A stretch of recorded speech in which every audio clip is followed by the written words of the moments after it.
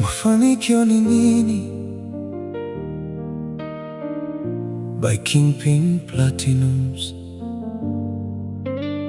Kila mtu anataka kufanikiwa, lakini wachache wanajua gharama yake.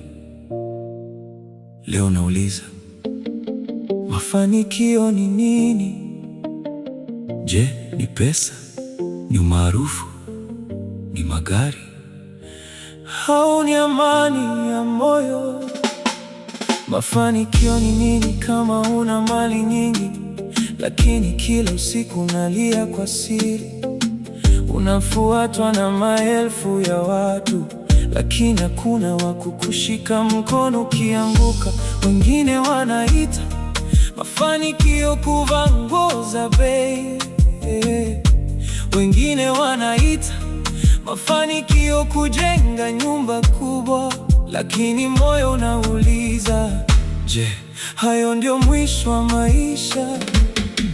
Usihukumu kitabu kwa jalada lake, usihukumu maisha kwa picha za mitandaoni. Mafanikio yana hadithi, na kila hadithi na maumivu yake. Mafanikio ni nini? Ni kufika kileleni bila kuwakanyaga wengine. Ni kulala kwa amani ukijua hukumuumiza mtu ili ushinde.